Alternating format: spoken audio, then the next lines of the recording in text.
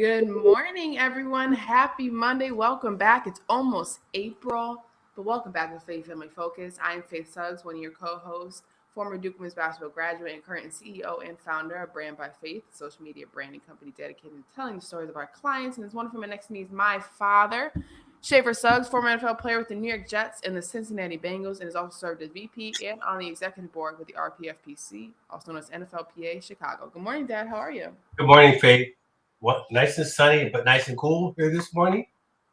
But it's a good morning. We're approaching our 2-year anniversary. Yes. One more month. I talked about it on the huddle. Okay. I talked about it on the huddle on last Friday. That's kind of neat. That was a great show, by the way. That was the first time I heard you not talk that much. Oh yeah. No. Once you get her going, she'll go. That's why I knew she'd be a good one. Wonderful. So many different perspectives for sure. Yeah, just loved it. If you guys missed it, Jada Adams. It's just honestly scroll down. You can catch the show in our Facebook, on our E360 TV, on our YouTube. They all pop up there. But yeah, wonderful show. Nice to when I can try to get a huddle in, I do. So Faith, when they go on E360 TV, it's E360TV.com and it's live show and it shows up. It's also on our Facebook Live and it's also on YouTube, also live too. Yes. But if you type in E360 TV, they have a search bar where you can just type in the huddle. Okay, awesome. Family Focus and it pops up. Good. That's good. It was good seeing you. Awesome stuff. I mean, we have so much to talk about today, but I'm just glad we're finally almost in spring. April's right around the corner. We had rain all last week, so I'm starting to believe this is the first time I really understood April. What is it? April showers bring May flowers, but it's not even April yet. Normally March is still kind of cold, so I don't know. Maybe global warming is happening, maybe it's not, but it is nice to get some warmth there. You know what I mean? Right. Well, welcome to what episode is it for us, Faith? 54. 100? I don't know how many after 100, but we're on 54. The second season. Season. Right. Yes. Wow. That's awesome. I never even imagined that we would go this long, and it's kind of navigating through it. As you know, we have our RPFPC, we have our podcast show coming up on April 14th, Behind the Face Mask. And I also want to congratulate E360 TV with their new relationship with the NFL Players Association as a benefit to the former players in their one team discount program, rewards program. So now every former player, every chapter has an opportunity to utilize E360 TV services, which is a phenomenal company, really expanding. And we've just been very, very happy with how they've supported us in our show. And I just hope that it allows, players, former players, active players, for a vehicle to help them navigate and tell their story, right? Have a platform, right? So congratulations out to E360 TV. Yeah, great platform too. So many shows, so many amazing, hosts that are in that network. It's just been fun to be a part of for sure. Oh, what a wonderful Suggs mug. Suggs mug, yes. Suggs mugs, but yeah, wow, we have finally. I cannot believe one. I feel like we blinked and March was just the beginning, and it's now completely at the end with our last Monday and last couple of days of the month. Insane. Right. And summer is almost here. I mean, we in spring, but I'm telling you, once you get to April, it's like whoop. Well, what I know about you, Faith, you can't wait for the warm weather. Yeah, I mean the cold's not bad, but it's the sun. You know what I mean? Like when you want it's a great day, a great Saturday has sun in it. Does that make sense? When you're ready to run errands and all that, it has to be a beautiful sunny day. Right. If not, it's just a weird dynamic. Right. Some errands in. So yeah, I love that. It's just a definite mental health boost, a definite physical boost, right? How it makes you feel better, like your body, your joints feel better when it's warm outside. So right. No, I'm ready for the warm weather. Bring it all. Bring it all. I'm ready. Speaking of basketball, it's this reminds me. I always got to go back to the days when you played for the Lady Jets, and this was the beginning of the spring season. We would play at all those different places, and on a Saturday and a Sunday.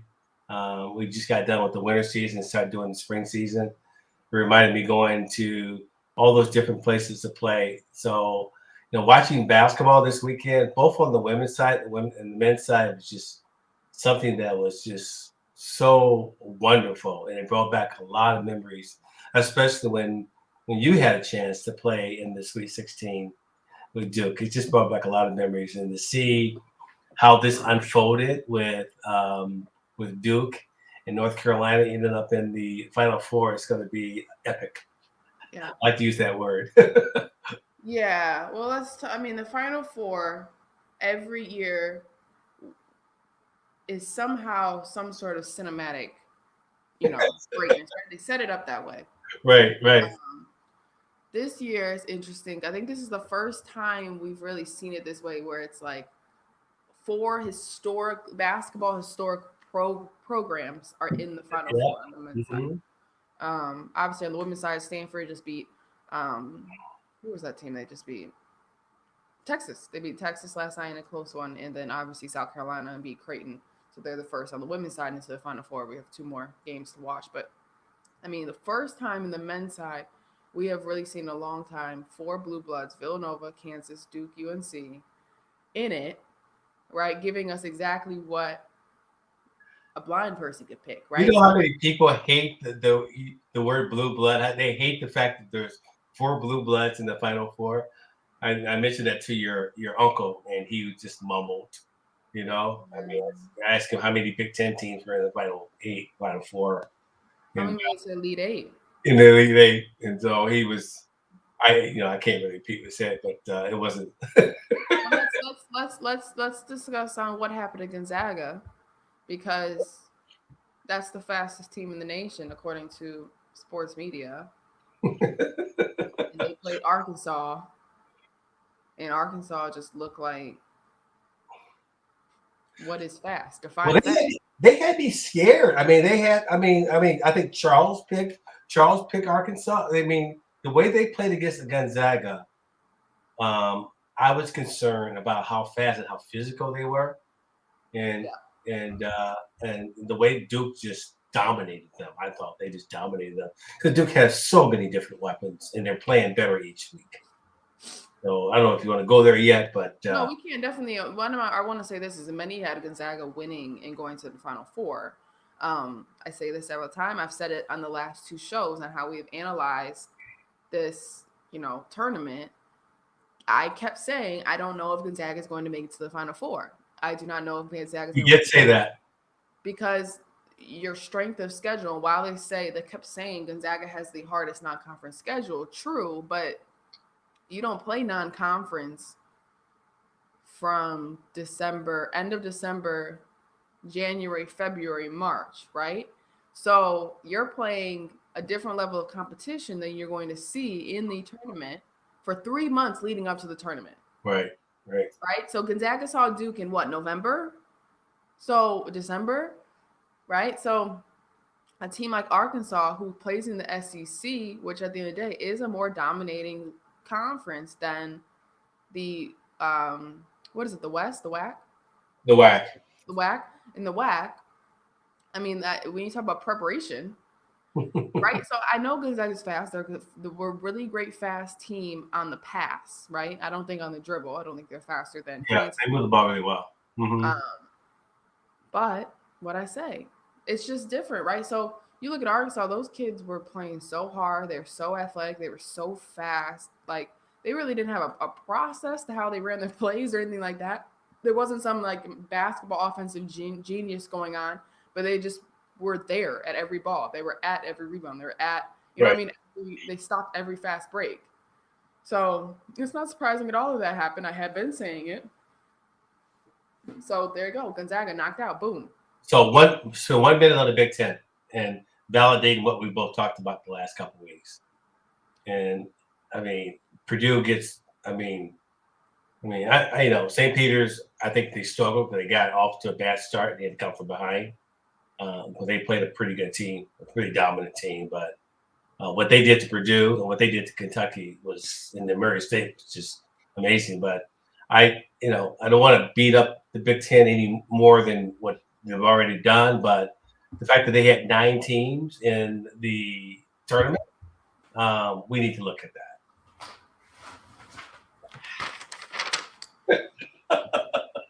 Where did it go wrong? Illinois lost to Houston, no? Yeah, Illinois lost to Houston. Right. That's an okay one. Houston was a really good team. Right.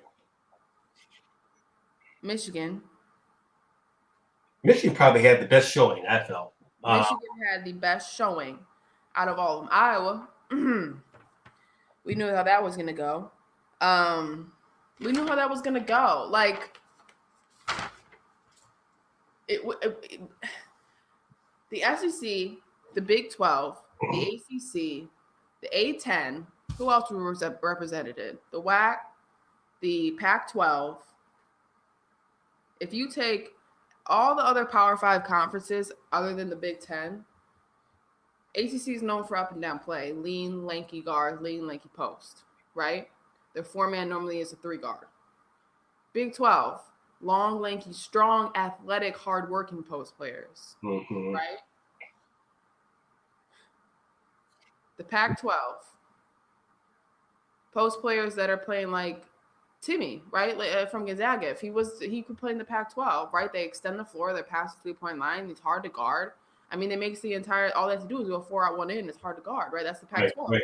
So I'm looking at the Big 10, and Ivy from Purdue and the one guard from Ohio State was the one glimpse of athletes on those teams that I could see being on a Power 5 team anywhere else, right? Like, those are like what I'm seeing. You visualize those 2 guards and how they play, the style, how fast they play, the shots they take.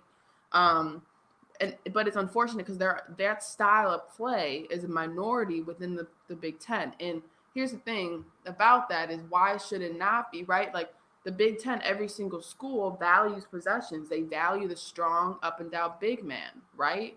Michigan State has capitalized having the same looking post players every single year. They have the world's biggest, broadest shoulders, right? And either they have big, broad shoulders and like narrower hips, or they have those big legs and they're just big boys and they got to come out and sub different times. Big 10 values possessions significantly different than how Kansas values possessions.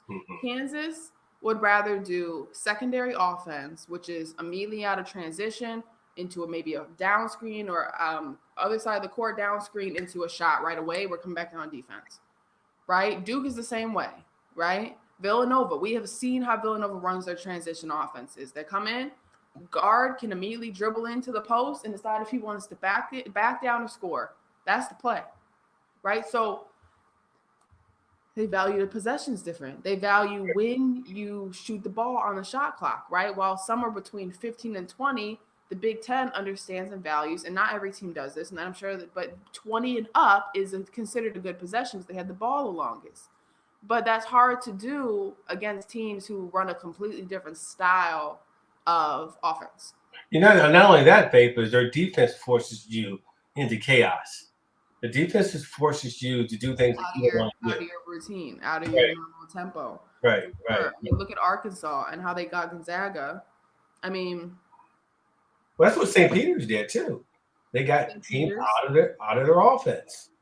They just ran into a buzzsaw with North Carolina, who's been playing. The 2 teams that are meeting on Saturday. The biggest rivalry in basketball history are being playing their best basketball right now. What I think one people don't realize is that, like, when you go into a tournament, you have a preseason team, you have a non-conference team, you have a conference team, you have a conference tournament team, and then you have NCAA tournament team. Your team evolves and changes with the competition, right? So the way I'm going to play against Indiana, if I'm Wisconsin, It's different than how I'm going to play against even Gonzaga, even Arizona, even, St. Peter's, right? So each team has a different identity. We think about UConn women's basketball, and this is just an example. UConn women's basketball is known for their up and down tempo, right? If you ever are falling out of bounds, if you're about to lose the ball, you only want dead ball turnovers against UConn women's basketball. Because if you turn it over and it's not a dead ball, it's a layup, it's a three, right? They're on the court. That is the style of play that the tournament fuels, right? It loves that, right? The energy of the arena, the nerves, the style of play, the kids are playing the hardest they've ever done. If you have not played at that speed all season, you are taking on a challenge. You know what I mean? You're stepping outside of your comfort zone as a program. So, and that's, it's possible. Do I think a Big Ten team could have made it to the Final Four? Yes, but we haven't seen it in 20 years. So, at what point, and like fast guards and stuff, like I think that Jaden Ivey went to Purdue. We all know why he went to Purdue, because his mom was down the street, right? And Purdue has a great coach. It had a great, I want to say, opportunity, right? They recruited well. They had a good staff. He fit in perfectly.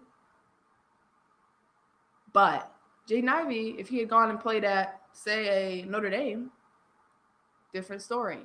If Jaden Ivey had said he wanted to go play at what's another team around that area, because I know he didn't want to leave home probably.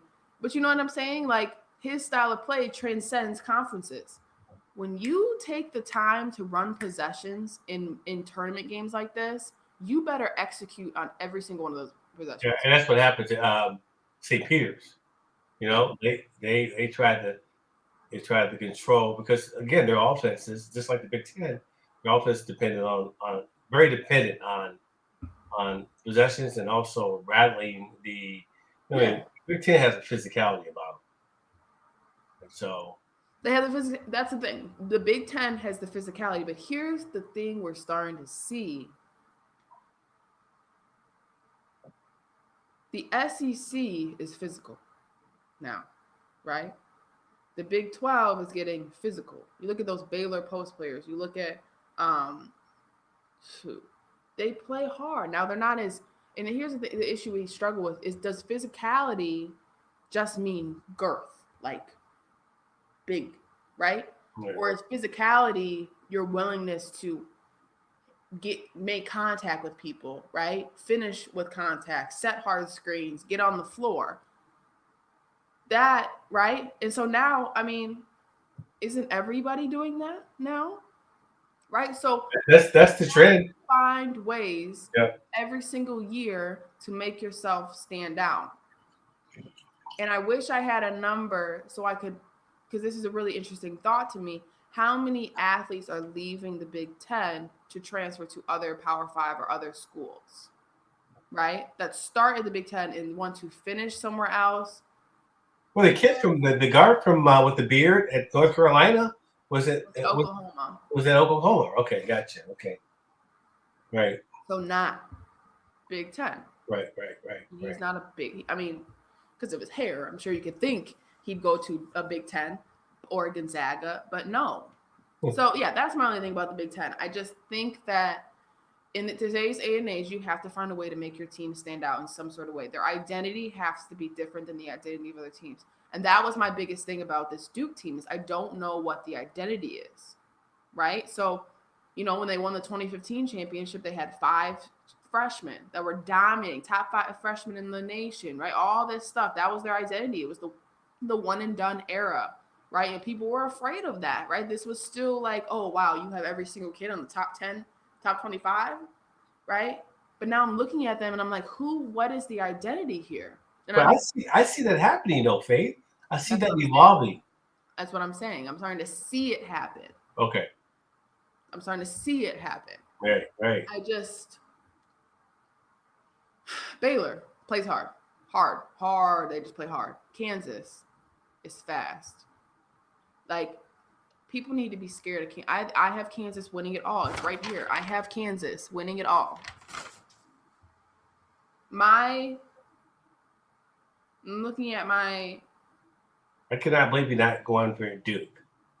I know I didn't pick them. That's because I didn't see an identity yet, and I think they're Okay. just. But here's the thing: they didn't have an identity. They lost in the ACC tournament. When you picked that back then, It was different to me seeing them now. I know it's easy for people to say, like, it's easy for people to say, well, now you're seeing them win. Now you can see identity.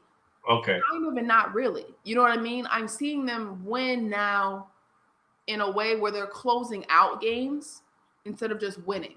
Does that make sense? Like it's neck and neck, neck and neck, neck and neck, and then they pull ahead. That is the difference between, like, we saw Kansas going back and forth with Miami the other day.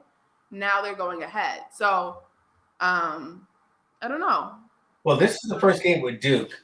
They won some really close games and they've been closing them out. But what I saw in Duke was early dominance. I saw early dominance. I saw their big men from Arkansas be intimidated. They were rattled. The shots were being blocked. The guards were being rattled. I mean, the one really, really, really confident guard, the one that fouled out, I know what his name. I saw his whole demeanor change a little bit after a while. Yeah. So I don't know. I'm gonna go with, I'm gonna go with Duke. Not well, obviously I want to go with Duke because, it's just in our blood. But I just think that they're playing the best basketball right now. Yeah, I watched Kansas. I actually watched. uh-huh. Wait, I watched Kansas play on Friday. I watched it. Okay, Providence had them on the ropes. Providence is a good team, though. Right. Providence won the Big East. Right. So, Well, if Remy Martin plays, right, he has been some sort of piece of absent all season for Kansas. If he plays, and he was supposed to be the deciding factor in Kansas' success this season. what is he out? He just hasn't played. Now that all of a sudden he's gonna play. No, he's playing. He just hasn't. He's been getting jerked around.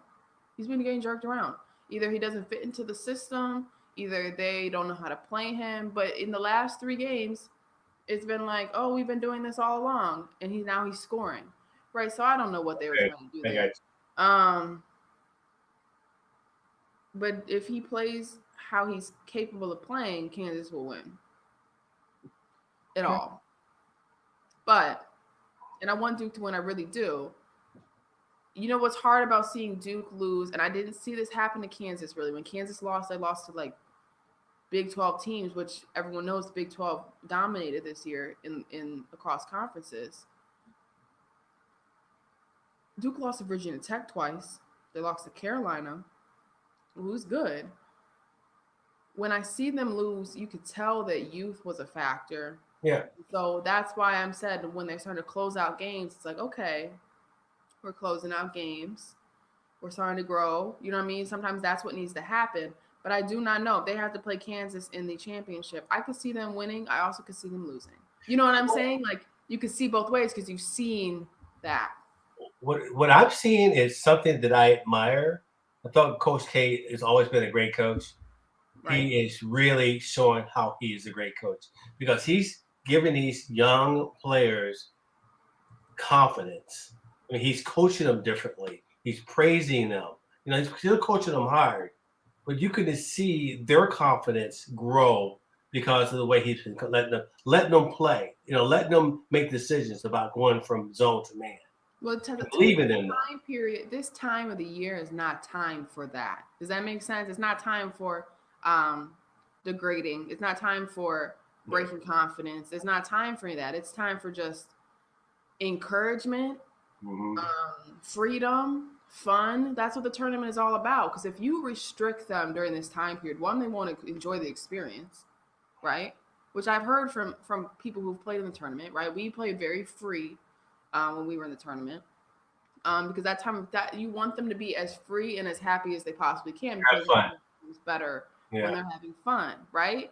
And the teaching is over. Nothing you teach them in the first round is going to work through the 6th, right? They have to experience it themselves. Like, they have their own self-loss lessons. It's just what it is. So you're right. That's probably, he's doing exactly that. He's just letting it all be, right? He's encouraging. He's allowing them to just be themselves, and hopefully he taught them from July to March that will transcend through their game. So that is a very good thing that you noticed, because a lot of people don't realize that. It's like some coaches keep that death grip, right, throughout the tournament because they've never been there, right? Like Coach K on the other day against Texas Tech won his 100th NCAA tournament game. Yeah. How many games do you play a year in the tournament? Yeah.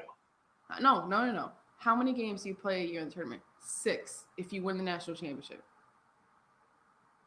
Yeah. That's sick.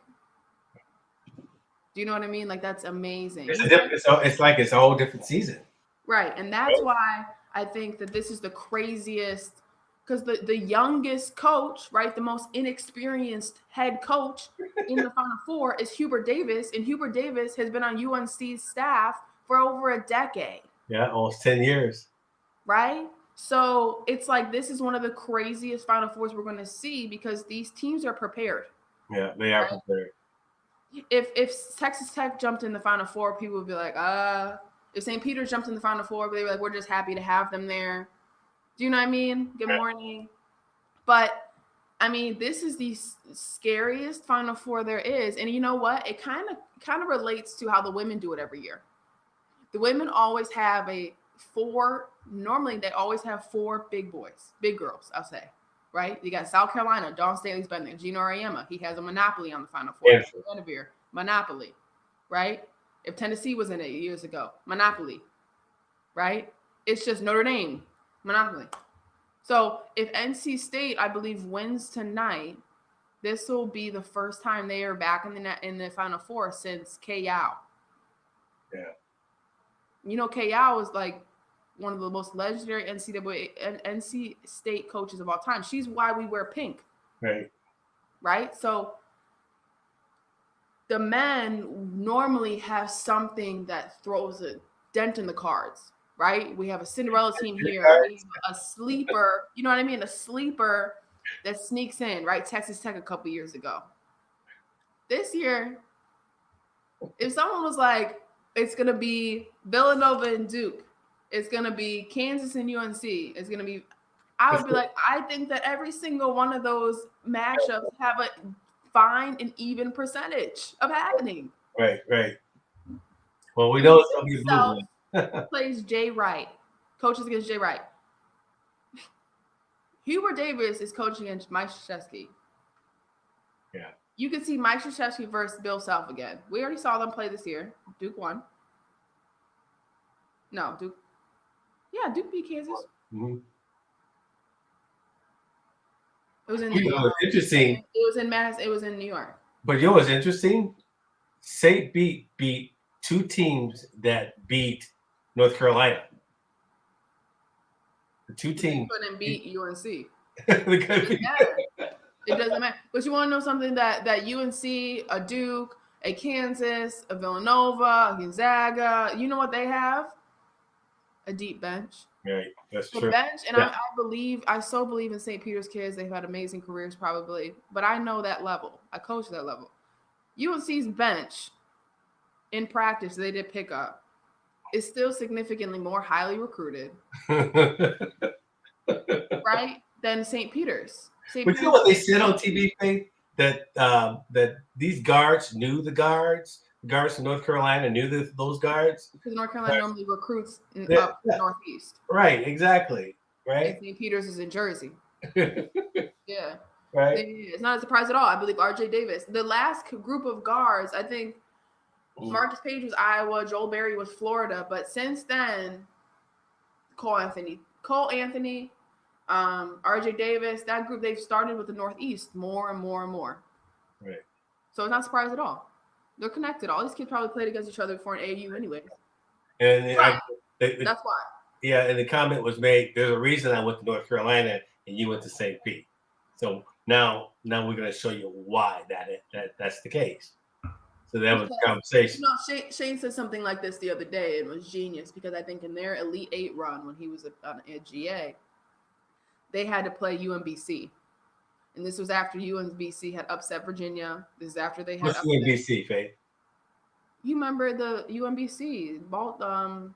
I can't even, honestly, they were so small of a school. Okay. You have no idea where they came from. You don't remember this? It was a couple years ago. They upset Virginia. They were a 16 seed. They upset a 1 team. They're yellow. Okay. Well, you don't. I know. They're like St. Peter's basically, but not. They didn't look like them. They came in, and their guards were like the same height, and they came in and they beat Virginia first round. Boom, knocked out. Virginia's out. Then I think they beat somebody else, and then so they rose to. It was them and Loyola were in the same rise of the tournament. Okay, gotcha.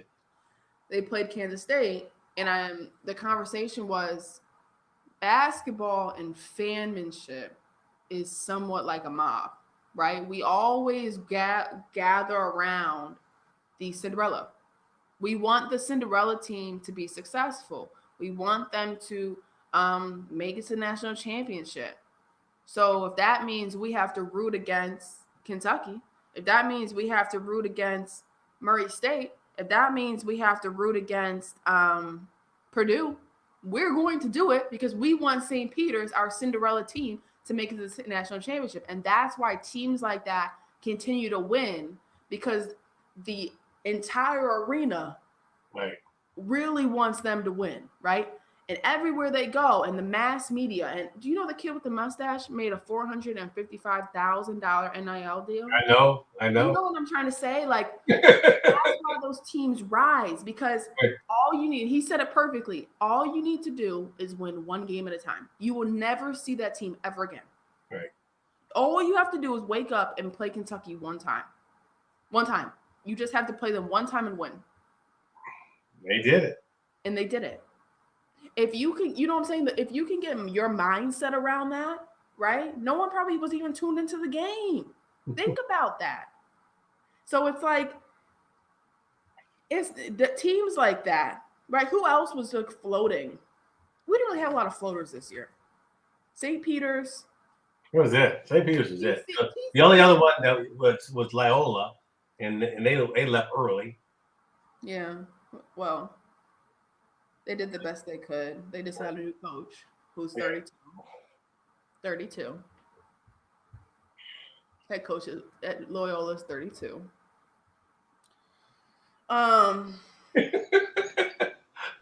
So the coach from Oklahoma State got an extension, I saw. No, yeah. Football coach, yeah. The football coach probably. He already has an extension. The Oklahoma State basketball coach, I think it has like a 5-year or 6-year, something crazy. Okay. Right? Frank Martin's at UMass. Right. South Carolina hired, I can't remember the guy's name, but he has ties to Ball State, is what you told me? Mm-hmm. Okay. Oh, yeah, that's the, oh, yeah. Oh, yeah. Okay, I just had that. Mizzou got filled by Cleveland State's head coach. Seton Cleveland State get filled Seton Hall will likely be filled this week by Seton Hall.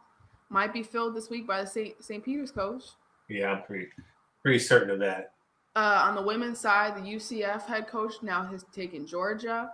Felicia Jack, who was at Buffalo, and everybody in the women's game knows her, and she's one of Coach P's former assistants. She's now at Syracuse. So we're moving. But hold on. What I wanted to say about these Cinderella teams is there's a reason why we have always seen these Cinderella teams in the Final Four, in the Elite Eight, in the Sweet 16, because they're riding a positive wave of the tournament. And that's what I want to say. If we want to reference the Big Ten, no matter how steady you are, no matter how consistent you are, it does not matter. Your season starts over in round one. You know what I'm saying? Like, it doesn't matter who you are. It doesn't matter how many wins you have. It doesn't matter this or that. If you won the Big Ten or anything, your season starts over at round one. Yeah, I get what you're saying. And Michigan is the only team that had an amazing showing. But let's think about how Michigan's regular season ended. Yeah. Right?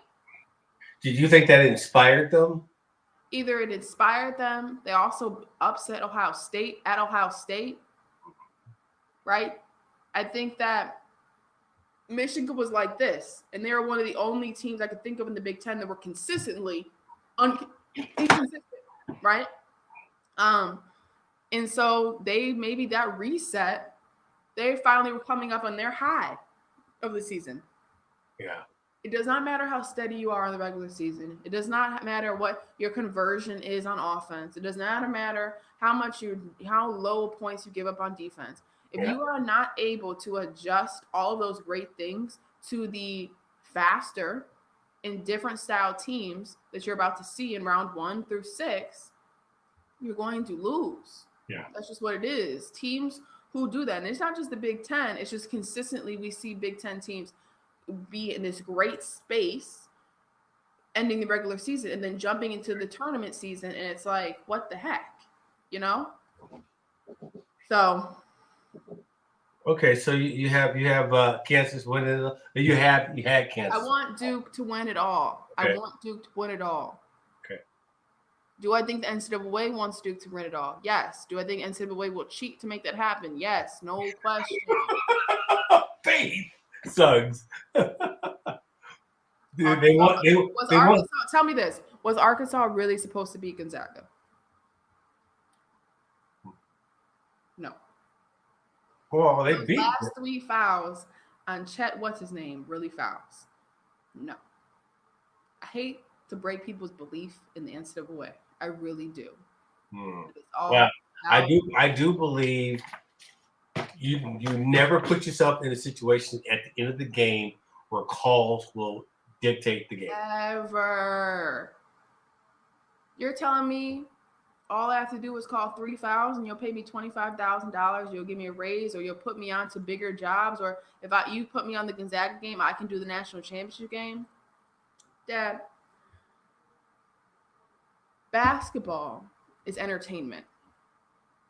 We all know that. Sports are entertainment, but basketball is entertainment. Once a year, people lose their minds and their money over this tournament. I can't tell you how much. In Coach K's last season, he loses to UNC at home, then goes on to win 4 games and meets North Carolina in the semifinal of the national championship game.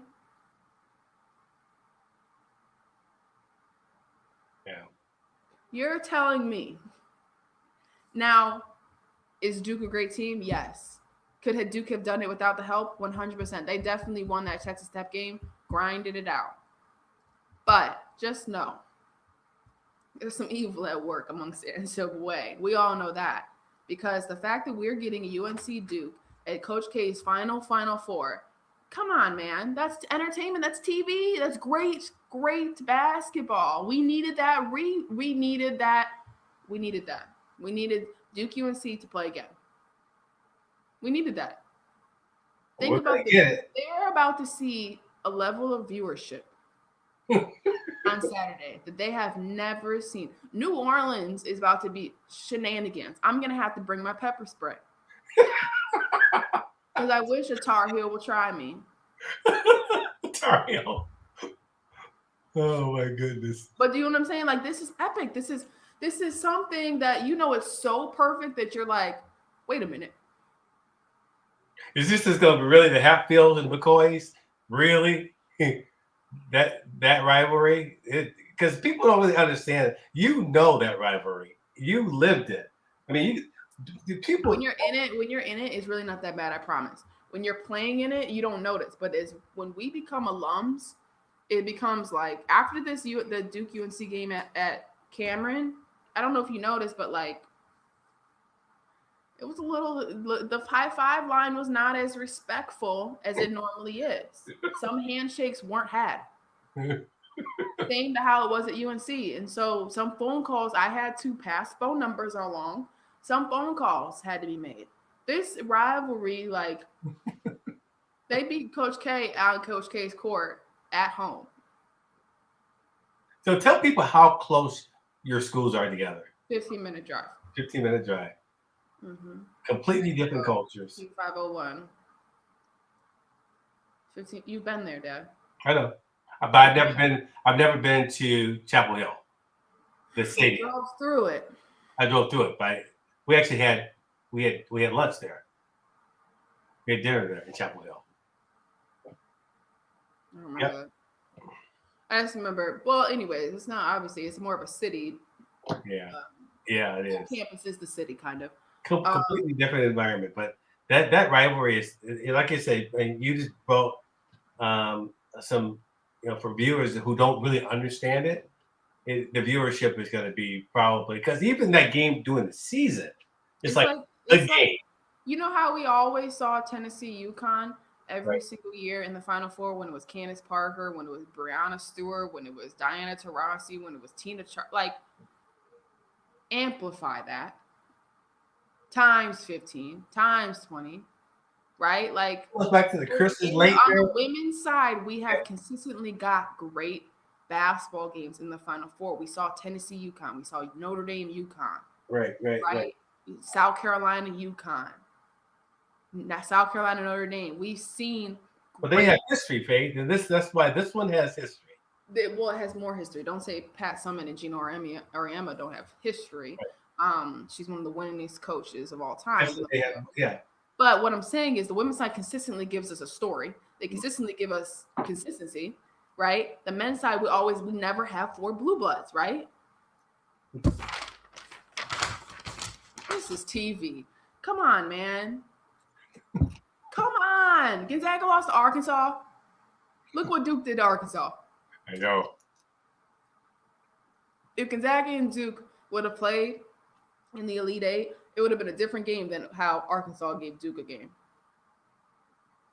So, well, I have a question for you. Do you think that teams like Arkansas, teams like St. Peter's, and I'm not comparing the two in success of programs, I'm just saying in comparison to a Gonzaga and a Duke, do you think that a Houston, do you think that a Loyola, do you think that these teams that aren't who you pick for the Final Four, do you think that they get burned out in those first couple rounds? I mean, St. Peter's had to knock off Kentucky, Murray State, Purdue.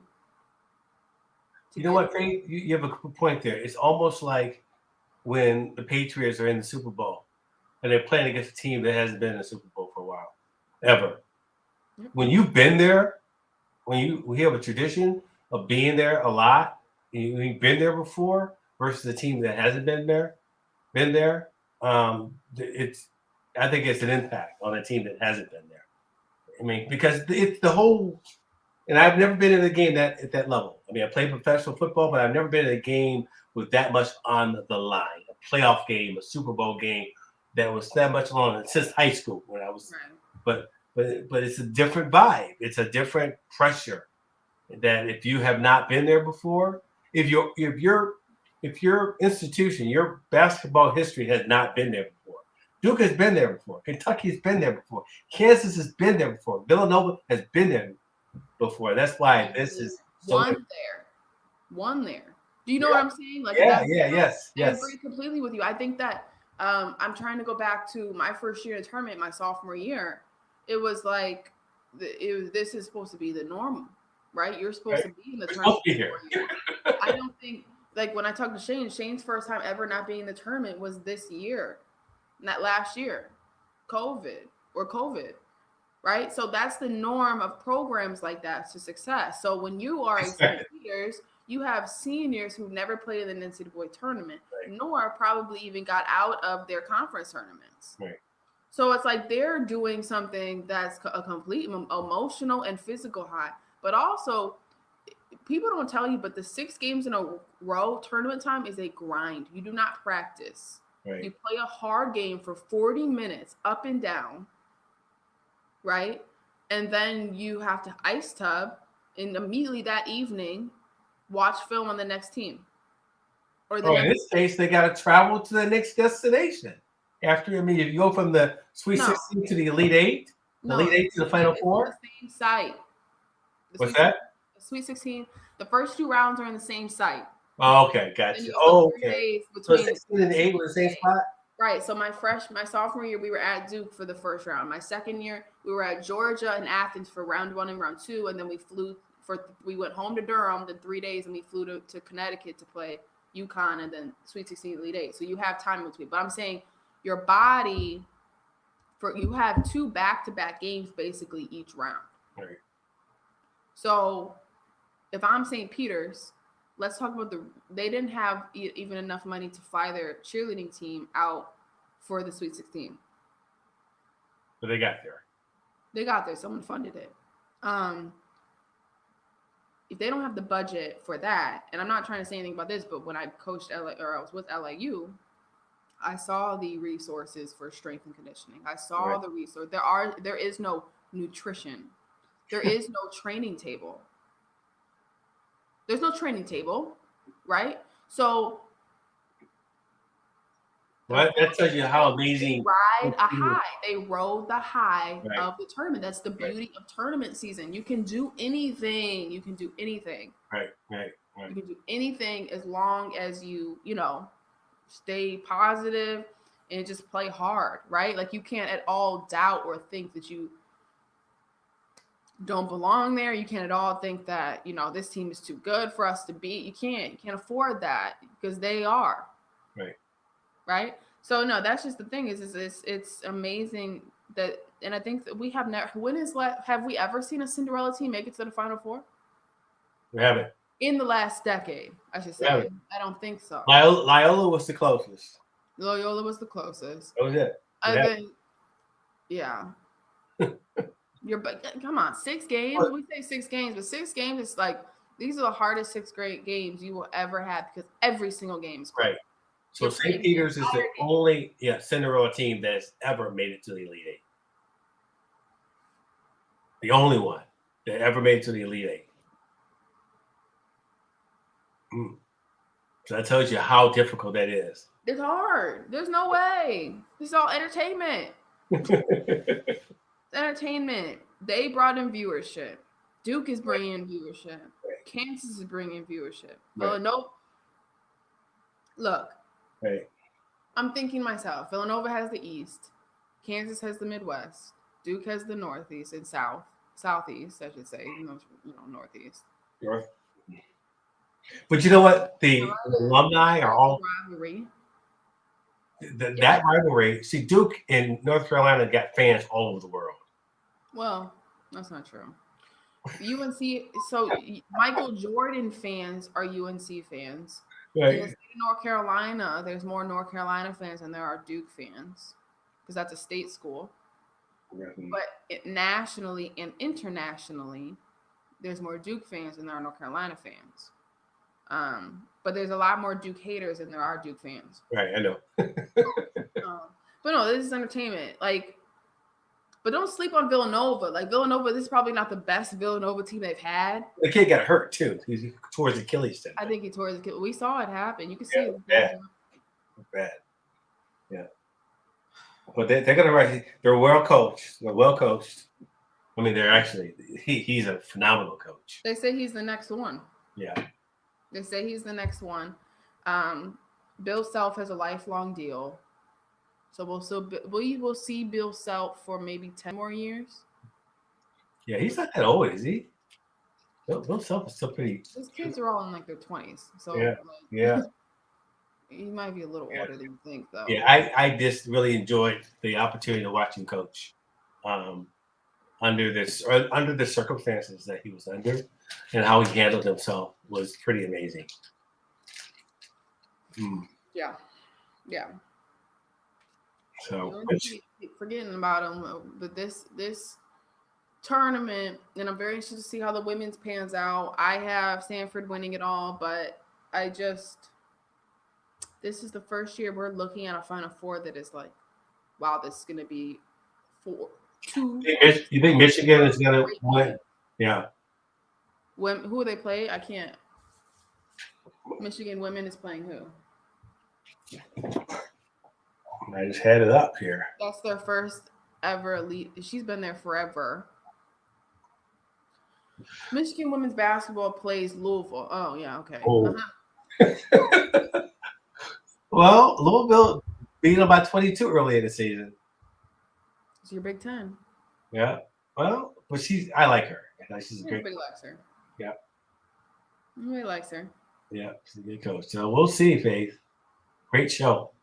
It is a great show, and just it's just gonna be really a great group of teams. Like it's 4 great games. There won't. I don't think there'll be a blowout.